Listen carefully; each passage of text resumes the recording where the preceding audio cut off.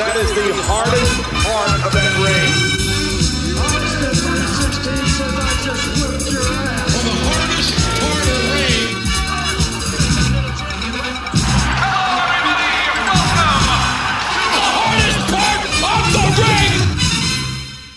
Hello and welcome to episode 164 of Hardest Part of the Ring, the podcast where some friends get together to celebrate the wonder of professional wrestling. Sometimes there's two of us, sometimes there's four of us. Today there's three of us.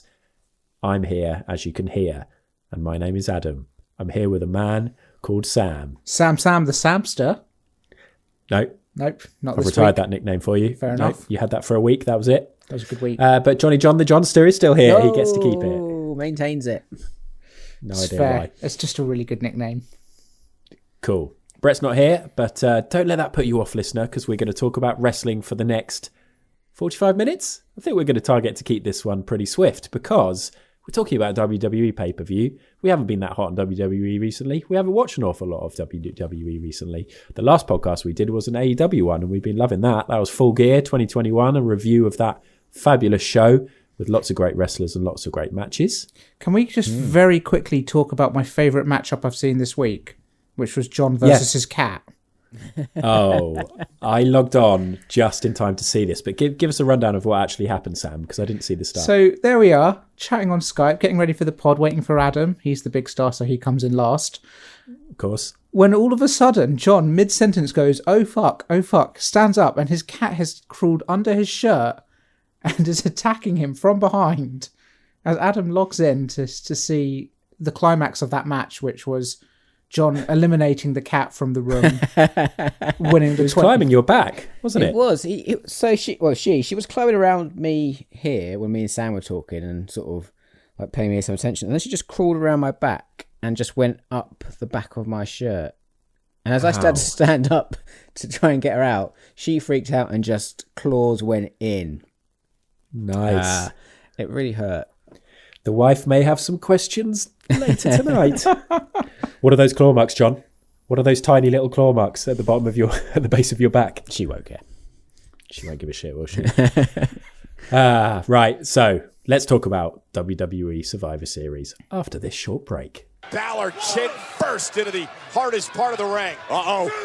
WWE Survivor Series 2021 was held at the Barclays Center, Brooklyn, New York. Now, I've had a pretty stressful week, like trying to get loads of work done because I'm going to New York this weekend. Yeah. If only I'd booked it for last weekend. Yeah, you could have seen a subpar pay-per-view. Yeah, going for my wife's birthday. I joked with her. I was like, Hannah, Survivor Series was last weekend. If I'd booked this correctly, we could have gone. She was like, fuck no. Dodged the bullet with that one, I think. She has, because War imagine Games if this next would be the one. weekend. Did I see that advertised? It's soon, isn't it? I think it's beginning of December. Oh, okay. Yeah, I saw that advertised, and I might be intrigued enough to watch that because War Games is usually very good. Yeah, me too. It'd be good to keep up with some of the new talent. There's going to be some good ones.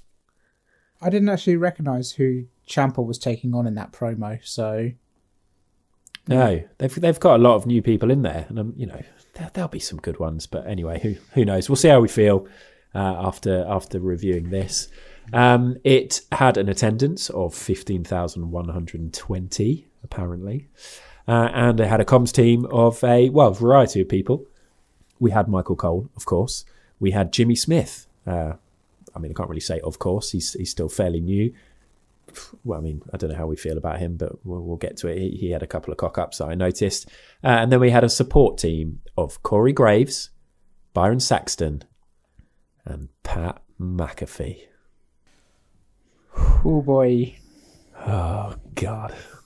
We're going to talk about him a lot. Some people love Pat. I've seen online that some people really love him. I could see him being quite a divisive kind of like, I can imagine some people hating him, some people loving him. We're all in the hate camp though, right guys? We are hate Pat camp. I was talking to friend of the pod, Scroobius Pip, and he was saying that in his WhatsApp group with his wrestling friends, they all said that he's the guy who made Survivor Series worth watching. Oh, they love him. Oh dear. That's as divisive as it goes, because in our WhatsApp group I revealed to you guys that I watched the second half of the show in Spanish because I just couldn't bear it anymore. I know. It's so funny, isn't it? Because I can see, like, he is kind of good in a way that you think Vince would be absolutely creaming his pants with everything he's saying. But he just won't fucking shut up. And the way he says stuff's so annoying. Yeah. Yeah. And he doesn't seem to call, like, they don't, like, none of these commentators seem to call what's going on. They're just fucking saying catchphrases. And it's something that we're going to discuss in detail later, I think. Okay. Yeah. Okay. All right. Pipe down, Richardson. That's what you're telling me. We're trying to keep the first half Moving positive, on. Azam. Come on. Oh, yeah. We said let's keep the first half positive, didn't we, before we started recording? Well, tell us about the card and tell us, Sam, in a really positive way, what the card was. Well, the card, Adam. On the pre-show, we had Intercontinental Champion Shinsuke Nakamura, accompanied by Rick Boogs, taking on Damian Priest, the United States Champion. Pre-show Jones isn't here, and I'm assuming you guys didn't watch the pre-show. I saw clips of this. Damian Priest got DQ'd. Yeah. Yeah, I didn't watch it. Can't comment on it. And then the main card, we had Charlotte Flair, the SmackDown Women's Champion, taking on Becky Lynch, the Raw Women's Champion. We had a 5-on-5 traditional Survivor Series match between Team Raw, that's Seth Rollins, Finn Balor, Kevin Owens, Austin Theory, and Bobby Lashley, versus Team SmackDown, that's Drew McIntyre, Jeff Hardy, King Woods, Happy Corbin, and Sheamus. I'm loving Happy Corbin, by the way. It's another one for the repertoire. It's probably his best gimmick so far. He's basically the Daniel Day-Lewis of wrestling to me. Like, he can play anything. Oh, my God. We then had... Have you got this written down on actual paper, Sam? We then had The Rock's 25th wedding anniversary, I was about to say. We then had the 25th anniversary of The Rock 25-man dual-branded Battle Royale, sponsored by Pizza Hut, Red Notice, Cricket Wireless, Capital One, The Rock, DraftKings, Oh, God. Wrestling Slam Toys, whatever they are. I think that's all of them. They didn't have the ice cream sandwiches this time. No ice cream sandwiches. There were 25 people in this Battle Royale. The Golden Gay time. Yeah. Positive first half, guys. Positive first half. Come on. Tag team action. RK Bro, the Raw Tag Team Champions, taking on the Usos, the SmackDown Tag Team Champions. Another 5-on-5 Survivor Series match. The women's one. Raw was Bianca Belair, Rhea Ripley, Liv Morgan, Carmella, and Zelina Vega, Queen Zelina, versus Team SmackDown. That was Sasha Banks, Shayna Baszler, Shotzi, no longer Blackheart, Natalya, and Toni Storm. And then the main event saw the SmackDown Universal Champion Roman Reigns taking on the Raw WWE Champion Big E. So we sort of said that we don't really... I think it's important to have a disclaimer that we just don't watch WWE, do we? When's the last time you watched any kind of weekly show? Or, John, have you been reading the results or watching YouTube clips? What's going on? Yeah, so before Survivor Series, I did do a bit of a YouTube binge of just like highlights from Raw and SmackDown, just so I had a rough idea what was going on. Okay. And none of it played into anything that happened on this pay-per-view. I've been keeping tabs on Baron Corbin's storyline because I think it's the most entertaining thing in WWE at the moment. Right. I've done nothing. Usually I would read all of the results, SmackDown and Raw, just to keep up, try and work out what's happening with storylines. And then I'd watch Roman Reigns matches because I love him and I think he's the best thing on WWE, and I probably still think that. But I haven't been doing any of that, and it's been nice. But it did make this kind of interesting, didn't it? I thought, like, going into this, the Survivor Series matches were almost a bit like a rumble. Like, oh, who are on these teams? Like, who's going to come out? I have no idea. Something quite interesting to all of that. It was also nice to remind myself who all the champions are, because I've completely been a bit like, not quite sure I'm following this as closely as Sam of yesteryear. Fresh-faced Sam. And the gimmick changes. Yeah, gimmick for sure. changes, obviously. Happy Corbin, as we said. King Woods, first time I've seen him. Queen Zelina, lots of stuff that's been happening that just shows how regularly people are flipped about and I think have their gimmicks changes or their contracts ended. Perhaps. One of the weirder things I've kind of noticed is that I feel like in the time I've sort of gone from watching WWE to stop watching to apparently watching this, Austin Theory, I believe, has basically gone from main roster back to NXT, and then from NXT back to main roster, all within the time. And it's quite a big deal. Yeah. Had a title shot last night, right? He did. Yeah. And seems pretty good, if we're being positive. Yeah, but we think can talk about him. Austin Theory's a good wrestler. Yeah. Okay. But yeah, I mean, gone are the days when on this podcast we used to be fully in. We'd all be reading loads of news, keeping up to date with like social media and watching loads of stuff. One of us would watch Raw each week or something, and we were so clued up. Oh my God. So different nowadays. But that's what happens when there's a very lovely alternative that's available. Anyway, key matches is what we're going to talk about first. And even though it is a Survivor Series event, so you'd think the Survivor Series matches would be key, didn't really feel like that. It felt very much more like the big sort of champion versus champion matches were more key, maybe more enjoyable too. You'll find out what we think. So let's talk about those first. And the first one was, of course, Charlotte versus Becky. We all remember one of my favourite ever WWE matches when they fought each other at Evolution. Still picture Charlotte coming out of that big pile of chairs. What do we think of this? I thought it was a pretty cool start, right, Sam? This was a really great match, punctuated by the real-life feud going on between Becky and Charlotte. And it's kind of... Wrestling is at its best when you kind of get the impression that there's something real to it.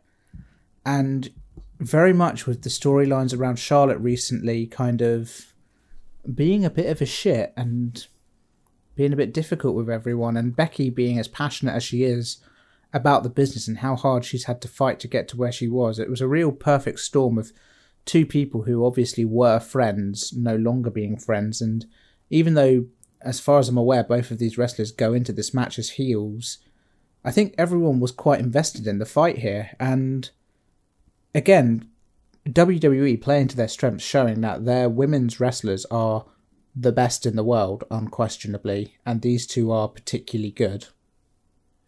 Do you buy into this real feud, John, or do you think it's all a work? I think there's probably like a core of truth to it all. And it definitely felt quite real, this match. Like, it wasn't really clean and swish. Like, it felt really raggedy and brutal and like a real fight. Like, they were really felt like the slaps really hit. Yeah. And I really loved that, like the finish, like they're both trying to out-heel, like both trying to do a heel finish, but Becky just getting away with it. And I thought that plays into characters really well. I thought this was the best match on the card by a long way. Same, yeah. Adam, yeah, I think so. Do you not buy into the real life feuding? I did, and I've been sort of seeing headlines.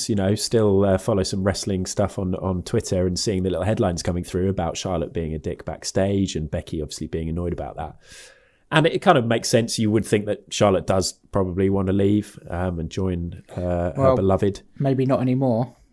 Yeah, I saw a rumor about that as well. They've what? They've unfollowed each other on social media.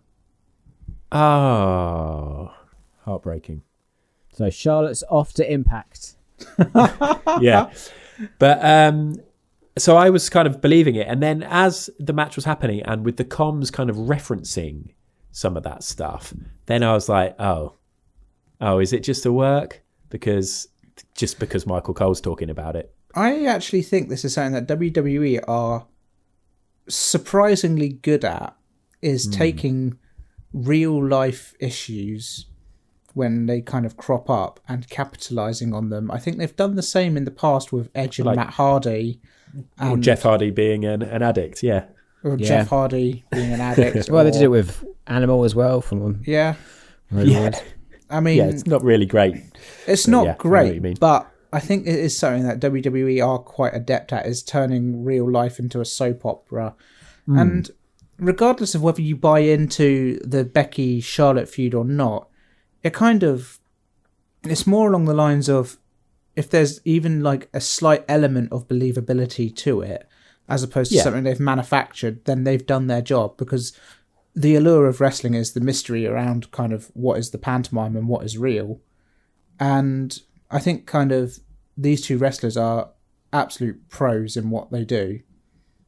Yeah, so, I think I don't really know for sure. I'm not saying it is either way, Sure. really. But it was just so great after watching the AEW pay-per-view. And obviously the main concerns I had were the fact that the female division is a bit shit, and that match was kind of okay. It was good. And then to start this off with these two absolute superstars. Yeah. And this is what AEW is missing from being the perfect sort of, place to be for wrestling.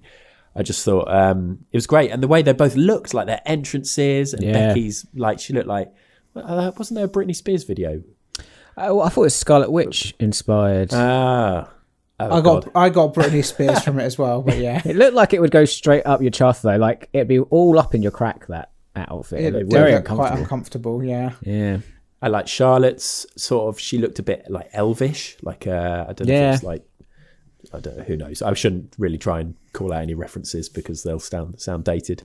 But they both look great, and I did enjoy, like the sort of narrative throughout the match of and initially Charlotte like not being able to do her moonsault, and then finally doing it, and then them doing each other's moves on each other. Do you know what I really liked about that was both of them did the move to each other imperfectly, and I get it was botched both ways. Like, Becky messed up the figure four, and then Charlotte messed up the disarmer.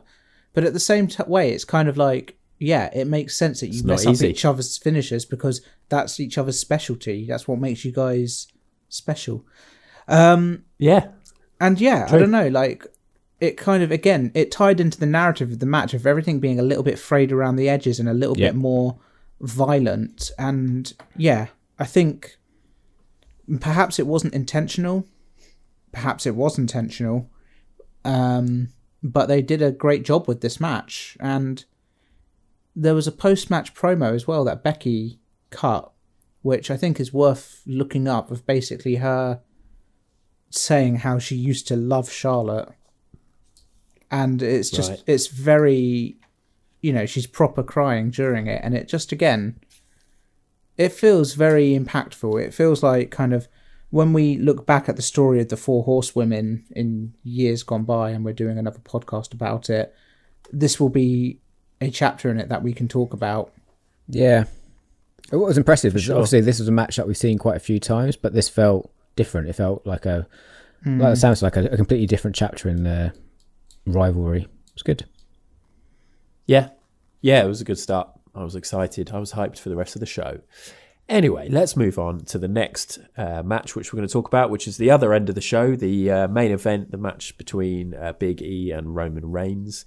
I literally just watched this. I've had some struggles trying to fit all this in. I've just watched it literally just before we press record, so it's very fresh in my mind. Oh, hot take then, Adam? Like a good match. Yeah, I think that's fair. Pretty slow and boring, and like so many WWE main events I've seen with Roman Reigns, and where I wish they would just let's just have a bit more excitement early doors instead of them just trying to work each other down. I understand they're both big men, they're both champs, but it was just really quite boring. It got to a stage where Roman Reigns was saying to the crowd, "Shut your mouths, Brooklyn," or I'll come out and punch you in the face. Yeah, to a crowd who all had their mouths shut, that were being silent anyway. It turns out the crowd fights back in Brooklyn anyway. Oh, yeah. A little reference about Raw and Seth Rollins there. But yeah, I just thought it was like it had a cool ending. But I mean, we'll talk about the booking of it and the result of it afterwards. But what did you actually think of the match, John? Yeah, same. So I think it started quite slow. I think it definitely got better towards the end. There's some really cool bits, like where Roman delivered 3 Superman punches to Big E, but Big E sort of hulked up. I think that was really cool. And that had splash, a rock bottom in there. Yeah, rock bottom. Oh yeah, that looked weird though. It did look. I think it was the camera angle that caught it strange. Obviously, and Big E did that splash on the apron that looked really mean and nasty, and the stretched muffler into a one-arm powerbomb as well. That looked good. Where Reigns reversed it was really sweet. Yeah, but yeah, it was a good match. Like, I can't say it was a bad match. It didn't like set my fires on. Is that right? I don't know. Set your fires on fire. But it was okay. Didn't put your fires out either. But the crowd seems okay match. The crowd didn't really seem into it massively.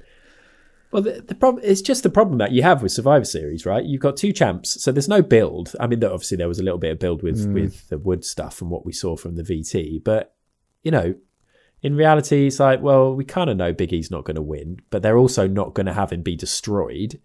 So you know, what are you going to get? You're not that invested. You're tired after watching 3 hours and some big old multi-man long matches. I don't know. The problem with Survivor Series is very much it's the superhero crossover film problem, where you're kind of damned if you do and you're damned if you don't, because you're either going to have it so that the storyline is, oh, neither of these two mega powers can defeat each other, they're equally matched or whatever, in which case you feel a little bit like cheated by it, or in this case, nope, it turns out this one is just categorically better than the other one, in which case you've just devalued one of your top titles.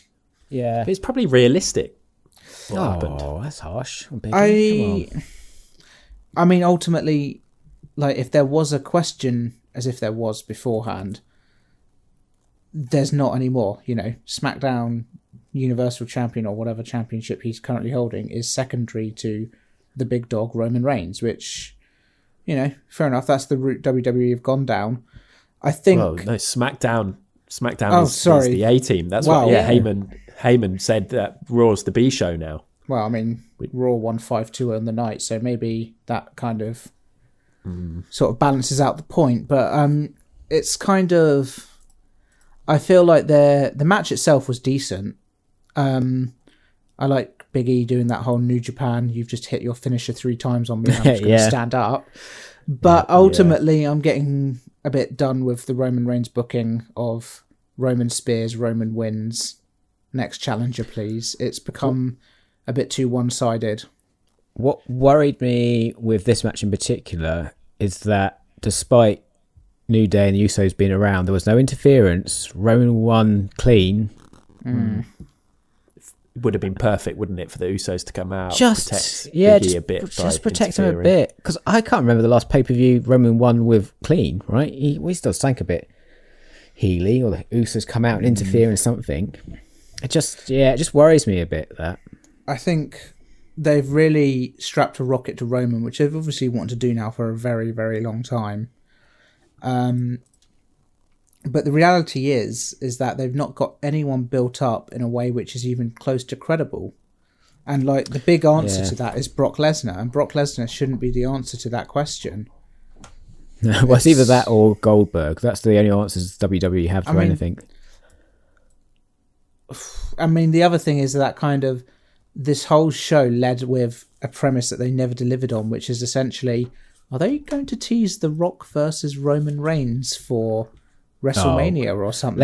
Let's talk about The Rock later. And obviously, yeah, kind of, they don't deliver on that, and it just makes me wonder what's the end goal here? What's the plan? Yeah, it just feels like with all the build they were having, like the Xavier Woods and Roman stuff, the money would have been on the Bloodline versus the New Day, like 3-man tag, right? I'm assuming Kofi was injured, because like it feels like Survivor Series, you just add one more person to each of those teams and you've got something there. Well, just have 3 on each side. I think that would have been a banger of a match. And then the Usos and New Day could have taken a pin. Roman and Big E still look strong. Great match. That feels like a much stronger solution, like a 3-on-3 Survivor Series match of your 2 big factions. It does feel like just a complete nothing.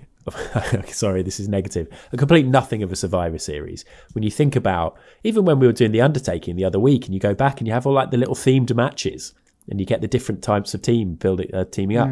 Or when you think about just a couple of years ago when we had fucking NXT thrown in the mix for one of the greatest pay-per-views I've enjoyed whilst doing this podcast. Yeah, and I remember saying, is this it? Is this the future? They're going to have NXT on a level every time. In fact, I predicted that NXT was going to be on that level every time, and look at what's happened.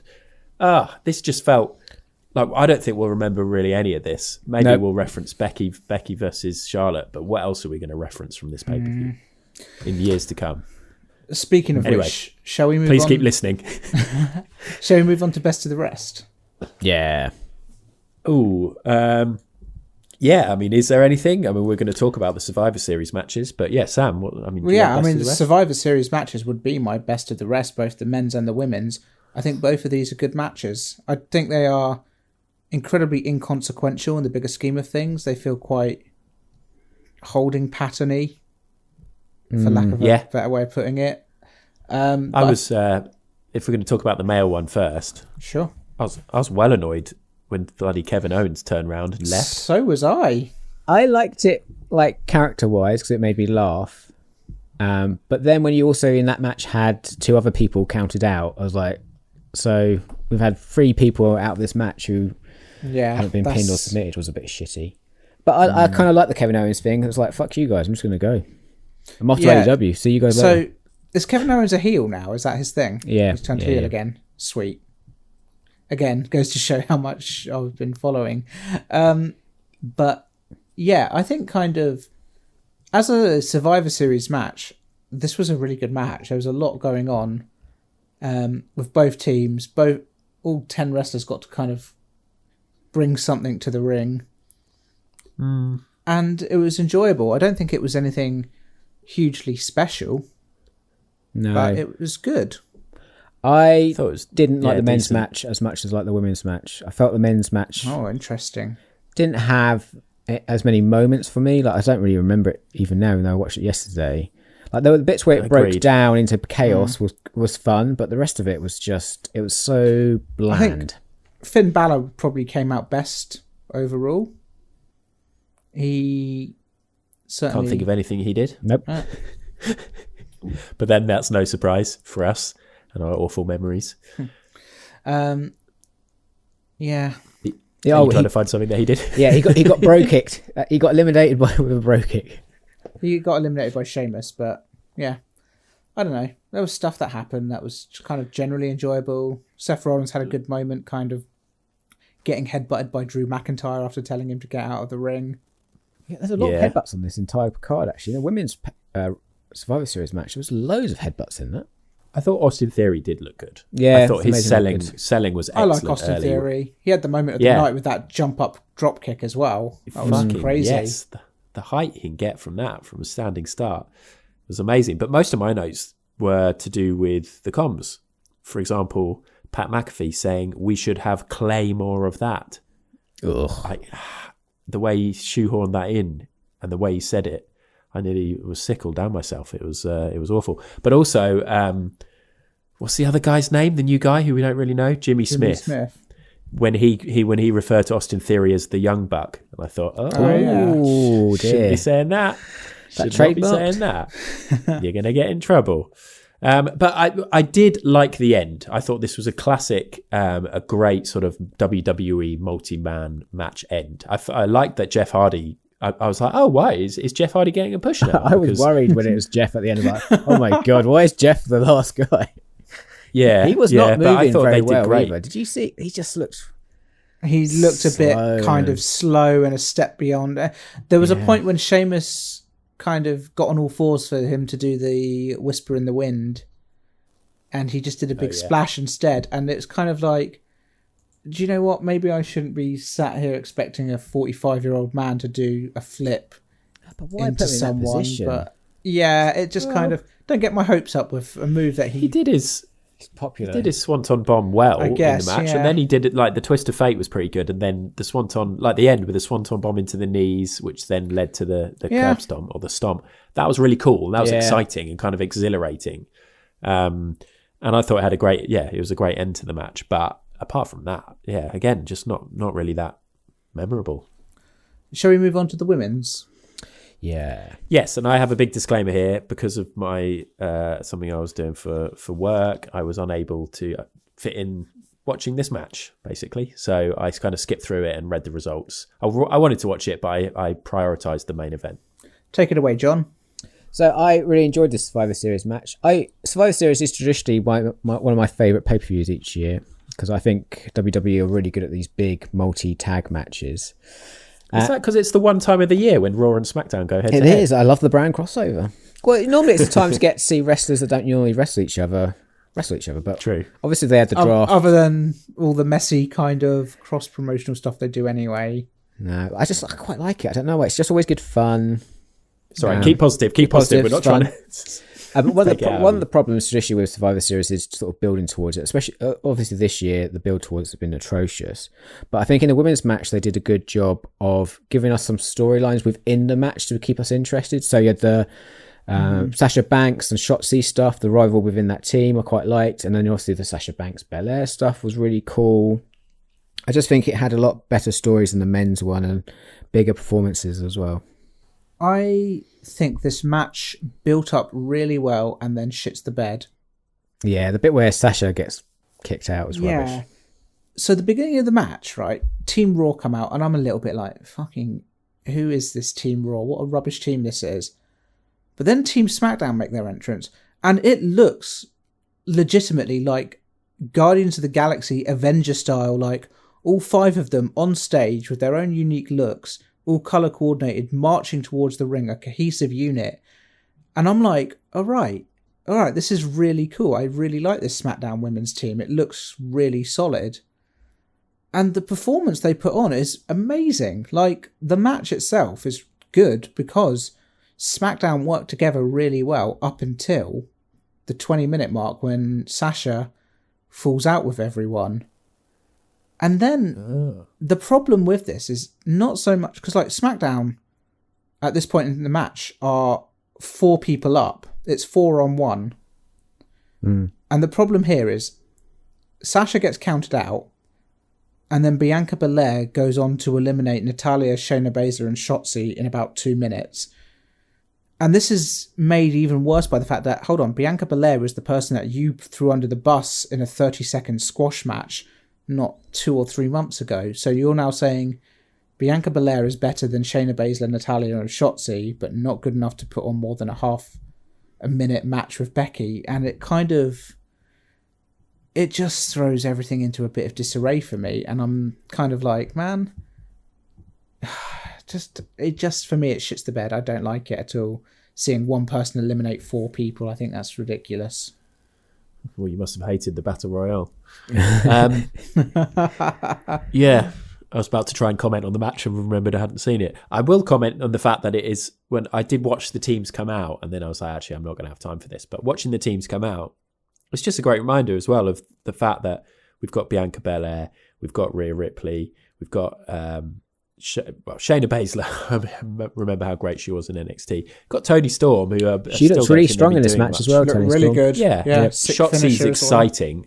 I'm excited by Shotzi because she's a bit different, and then obviously Sasha. Like there's some amazing talent, and it's just again another reminder of their women's roster. I am going to turn negative here for a second and just say I find it very difficult to get excited about kind of newer wrestlers on this card. Generally, just because, quite frankly, you don't know how long they're going to have in WWE. No. It is weird. But you liked it, John. Yeah, I did. I did enjoy it a lot. It was a fun match. Maybe, if I was being critical, a little bit too long. But I enjoyed it more than the men's Survivor Series match.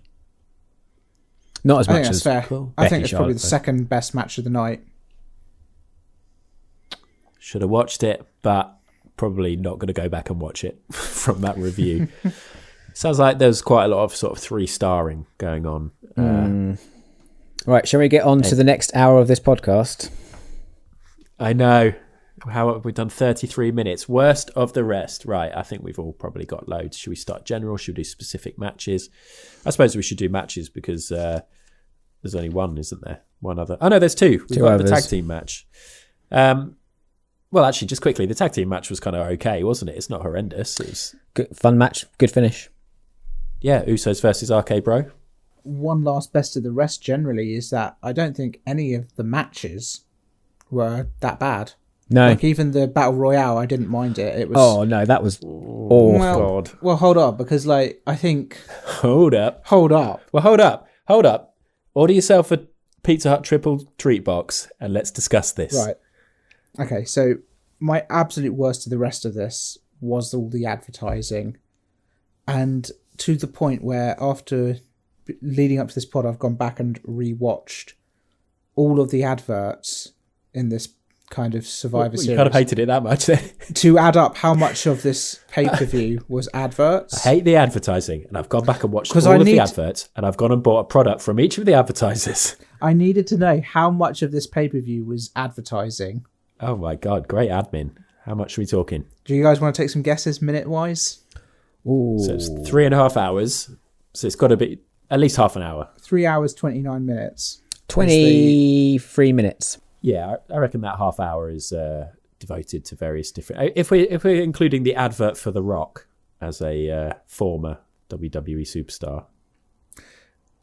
There were exactly 23 minutes of adverts. Whoa! How many points do I get, Sam? Wow. 10 Survivor Series points right there. That is mad. That's... And also, you could have saved that for your Christmas quiz. Oh, I could have, but you're going to save it to see if you guys remember it by this time next month. That's true. Yeah, you can ask it anyway. 23 minutes of adverts, which doesn't sound like a lot, but also is 11% of your pay-per-view that people are paying for. Wow. Yeah. I'm just going to really fuck with the format again because we're skipping back and forth, but I think we need to, because we were kind of doing a little bit more of Best of the Rest and we were touching on the Usos RK Bro. A positive that Brett would have enjoyed because he always got annoyed about this. They have their own graphics and they have like an adapted version of Randy's music. As a tag team, the tag team champs, they've done a little bit of work there and I appreciated it. Anyway. Back to our regularly scheduled... Yeah. I hated the Battle Royale. It was really long, really boring, and because everyone was wearing T-shirts, everyone kind of looked the same. Yeah, I just felt terrible for all of those jobbers in the ring, including Cesaro, who was one of those people who didn't get an entrance. Yeah, Ricochet. And then, he got it. So it was basically a load of jobbers, then Sami Zayn, AJ Styles, Ricochet, and Street Profits. And the Street Profits purely so that they could, and they did a fucking great job of it, but try and promote that Pizza Hut triple treat box, which, let's be honest, looks fucking amazing. Is anyone impressed at how far Montez Ford can throw pizza? Because I was. I know. Decent. How stiff did that pizza look? Not though? great. It didn't look nice. Yeah. It didn't. The it distance he got on that. Can we just face facts, though? If we were in the States and we were meeting to watch a pay-per-view, we would be ordering one of those triple treat boxes, wouldn't we? They did look good. I'm actually a bit indifferent to Pizza Hut pizza. Yeah, I think if we were ordering pizza, we're going more artisanal than that, aren't we, guys? Come on, we're earning. I'm a Papa John's guy through and through. Oh, Papa John's, the stoner's choice. Hey. I think I'm a Papa John's guy too. What upset me is they didn't open up that RVD treat round. He'd love a bit of that. Yeah. Montez did a good job of opening that top shelf and it's like, yeah, pepperoni pizza, we get it. But we didn't see what was in the treats and it looked like there were all the puddings and desserts in there. Really? I thought that was a third pizza. I thought it was 3 pizzas. Oh, I'm not sure. I think it's two pizzas and then all their desserts. Wow. Right. I'm intrigued now. Sam, can you commit? Would you order that or not? Yeah, why not? Yeah, go on. Order me for 2. Fucking knew it. I didn't actually hate the actual Battle Royale, but at the same time, I hated the fact that it was just a vehicle to advertise pizza. And Omos. Well, the thing is that you're never going to have a fun time with... Whenever the big guy wins the Battle Royale, you're always going to come away from it a little bit disappointed, but you kind of need the big guy to win a Battle Royale every once in a while to make it more impressive when the little guy wins. I'm almost certain he won this because he couldn't take the bump over the top rope. Yeah. It's I have one big question from the match. Who is Shanky? Who was that guy? Shanky. The big is one. Is he part of Jinder Mahal's new thing? I'm not sure. Right. No comment. Okay. No idea. Not sure. Right. Okay, yeah, that match was a bit rubbish. So... That's all the matches done. Well done. Right. Good review, guys. We've reviewed the matches. Is anything else that we want to talk about negatively? We've clocked 40 minutes. I've got two things I think I want to discuss. Go on, John. What the fuck was the deal with that egg? Right. Okay. Well, now we've all seen Red Notice, haven't we? Because we watched the start of the pay-per-view and they showed everything. It was a long old trailer, wasn't it? So... The funny thing about that egg is when he gets out the car and he's holding the egg, I was like, what is that egg? That's really familiar. I was like, that's familiar. I feel like I recognise it. And I was like, oh yeah, it was in that trailer about 10 minutes ago for a few split seconds. And that's where I recognised it from. You know how when they introduced Cody Rhodes as the son of Dusty Rhodes, I thought they were introducing the egg as the son of the god Guka. Ooh. Just about to say that. Pod favourite. John would have loved that, yeah. Do you remember Do you remember the gobbledygooker's way of helping us rob a bank? Something to do with an egg. It's like a promotional thing, maybe. That was your idea. Top 5 wrestlers to help you rob a bank. Holds up. Glory days. I mean, of the Hardest Part whole of the egg Ring. stuff was stupid. But what I found really hard, one, Vince's voice has fucking gone to the dogs. He sounds like Bob Dylan these days. You can't hear what he says. It's so gruff. Also, the bit where he turns up, and then we've got all the wrestlers and backstage staff there, like cheering his arrival. Egg. This guy's literally just fired loads of your mates, and you're all there clapping away. Well, that's the only way you're not going to get fired. Yeah, it just felt a bit seems mental sick. to me is that it sounds like this is not something that was prepared hugely ahead of time. It feels like it was kind of like, shit, we've got a sponsorship, we need to shoehorn in this. And it's just like, you've got teams of writers there who are just having their shit ripped apart so an old man with a fucking movie prop can walk in and just, Do you know what I think it was? Hey, Rocky, it's Vince. It's 25 years. You going to come and do an appearance? You want to appear in a match at Survivor Series? No, not really. I've got quite a lot going on. Oh, you sure? Maybe come and just do an appearance? It's cool. I've got like the best-selling tequila in the world and all of my movies go straight to number 1. Oh, you sure? Well, I'll think about it. Maybe if you promote my movie. Okay, yeah, we'll do that. And then, of course, He's got the best-selling tequila in the world. I mean, I believe it. I believe so. your rock impression is very British in comparison to your man impression. I think it's the fastest selling tequila. Right. Obviously, I think there are ones that sell better generally, but in terms of like numbers after release, I want some. Like I've genuinely, after following The Rock, I have Googled Terramana to see if I can get a bottle, and I wanted to get one for one of you guys for Secret Santa, but it would cost a fucking fortune. So hard luck. Don't think WWE could have made themselves look more like an desperate ex-boyfriend Yeah. than this pay-per-view. It was atrocious. The amount of time dedicated to The Rock's 25th anniversary only for him to not even have anything to do with the show other than his film sponsoring it. What a pile of absolute shit. Just You'd think there'd be a little video desperate. from a movie set saying, can't believe it's been 25 years. But I don't blame him. He just does not need I don't blame The WWE. Rock one bit. I personally wouldn't, if I was in The Rock's position, I wouldn't want to have shit to do with WWE at the moment. But the honest truth is, like, it comes with a really sour taste in your mouth when it's like kind of WWE report record profits one week. The next week they make a bunch of stars redundant. The next week they fire even more of them. The week after that it's then like, here is one of our flagship events sponsored by this film. Here is a shit ton of advertising. Here is a wrestler who doesn't even work for us anymore, who has nothing to do with us, can't even be bothered to fucking record a vignette or a video. What?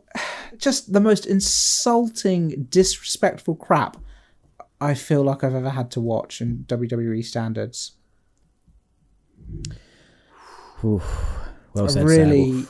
really... And an egg worth $100,000, which was the real one, apparently. Xia Li hates vultures.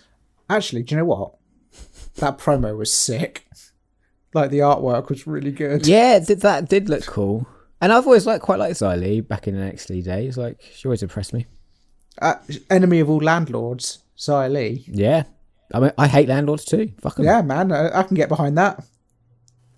How hyped are you about watching Day One on the 1st of January? Starting the new year with a bang and watching a brand new pay-per-view. I'm quite intrigued. Do you think they're going to do anything interesting with it? No. They're not, are they? It's going to be awful, isn't it? Oh dear. See what the card's like, right? Might be great. Yeah. Sorry, Xia Li and Day One were the only other notes I had of things I wanted to discuss. Any other things you want to shit on, Sam?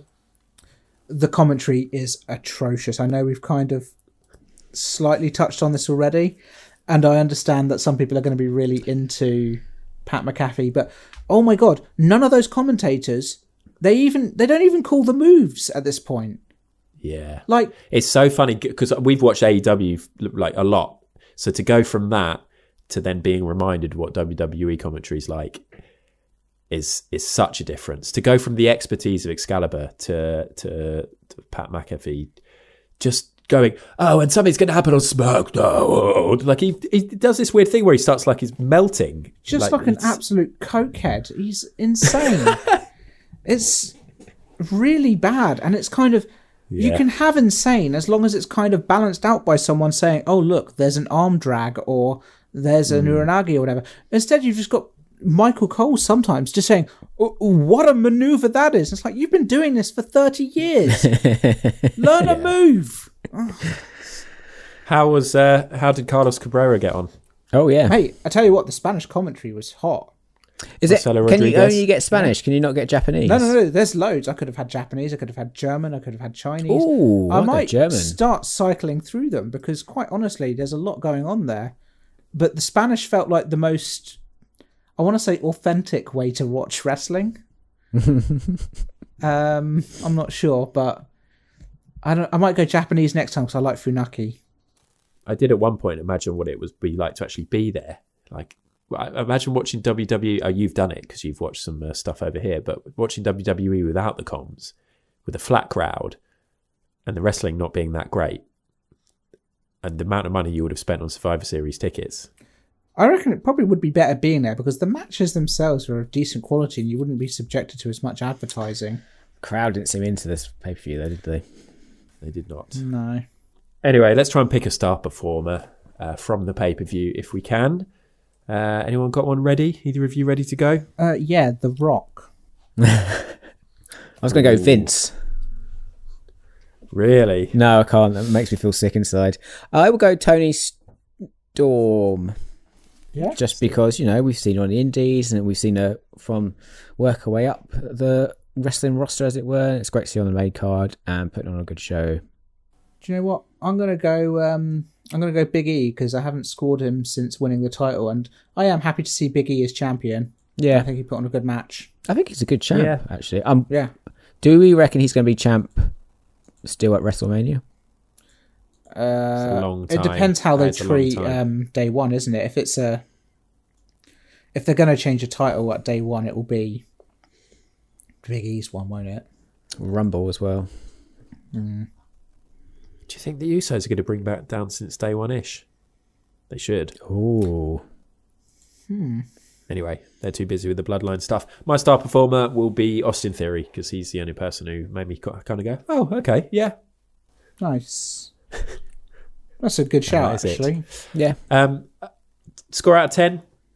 It's not going to do well. It's not going to be full gear, is it? Let's be honest. I'm going to go. Do you know what? I'm going to give this a 5. I think 5 is a fair score. Yeah, I don't need to round it up. I think the listeners can understand how I'm feeling. It's just like, it's just a 5. Boom. John. I'll go 5-2. Not 5-2, as in 5-2? No, as in Okay. I will also go 5. Right. Cool. I think this was better than SummerSlam, which is probably not saying much. I'm going to give it 3.5. Do better, WWE.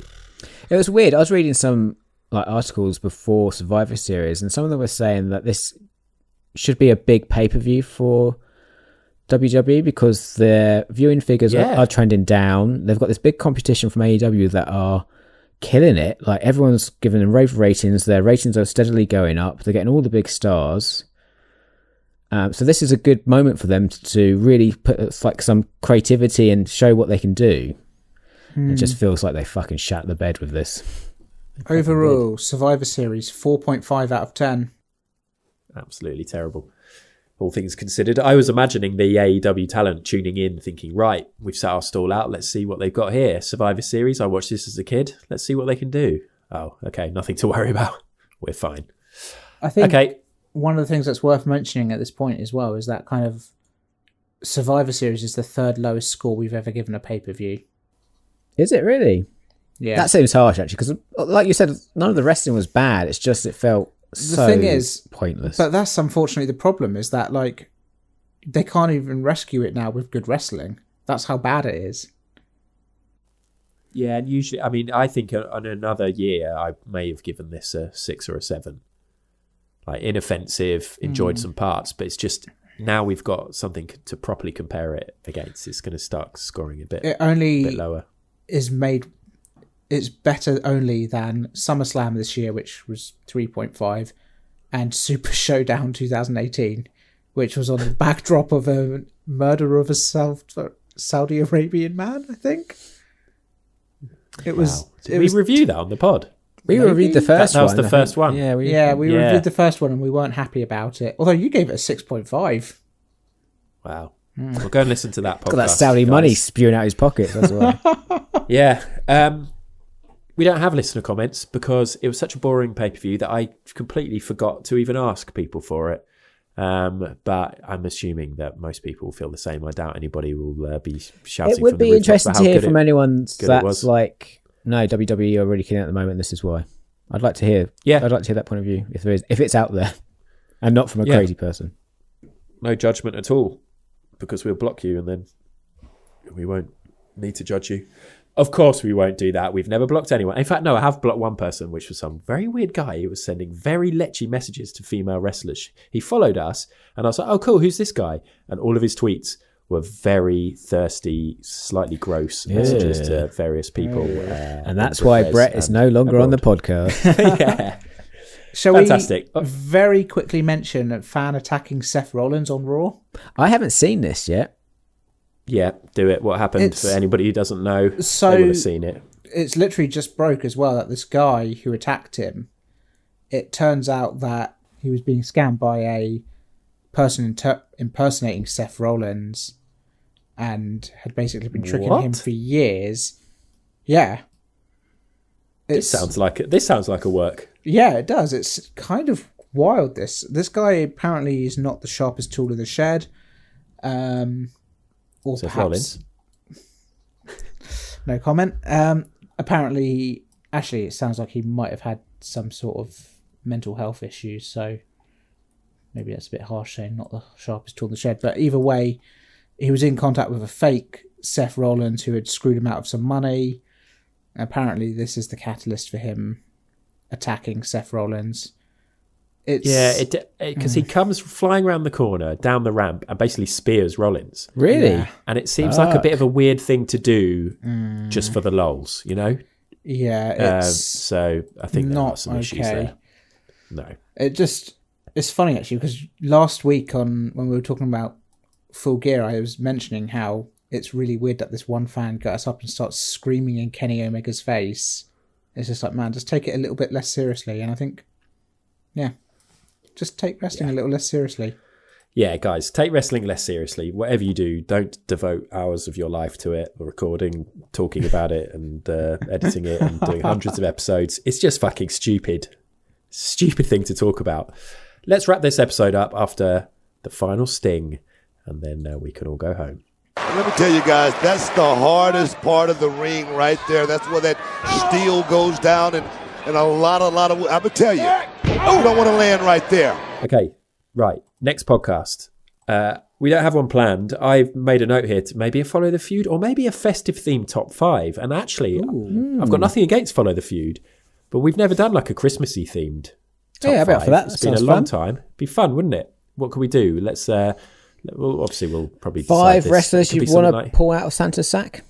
Oh, 5 wrestlers who'd make great Santa's little helpers. Yeah, 5 wrestlers you would like to see in a nativity. Very good. That's strong. If we can cast our own WWE nativity, we're onto something here. Oh, fuck, yeah. I think we might do that. Because actually, do you remember, well, I'll have to dig this out. I actually started making a WWE nativity or a wrestling nativity, like Photoshop thing. I had Session Moth Martina as Mary. I'll have to dig that out. But yeah, maybe that's what we'll do. But if you've got any suggestions, get in touch. Email hardestpartthering@gmail.com, social media hardest part pod, buy us a virtual coffee, ko-fi.com/HPOTR. Hopefully Brett will be back for that. I reckon he will. He said he's hoping to have the whole of December off work, so he'll be able to do loads of podcasts. Well, that's good because, we've got obviously maybe a top 5 nativity. We've got a Christmas quiz. We've got our end of year best matches that we need to we've got to work that out. Yeah. December's a busy month for us. It is. And I was about to say one final shout, but let's save this for the next podcast because lots of people would have turned off. But we've got some great stats in terms of who's been on what podcasts and who's done the most pay-per-view reviews. There are some interesting stats, which we will give you, the hardcore stat fans, on the next episode or so. But until then, thank you, everybody, for tuning in. I hope you got some enjoyment out of this if you didn't get any out of the pay-per-view, or vice versa, or whatever. But we'll see you in a couple of weeks. Thank you, Sam. Sam out. Thank you, Johnny John the Johnster. Thanks, guys. And thank you, WWE, for reminding us how good AEW is. That was the hardest part of the ring. That is the hardest part of that ring.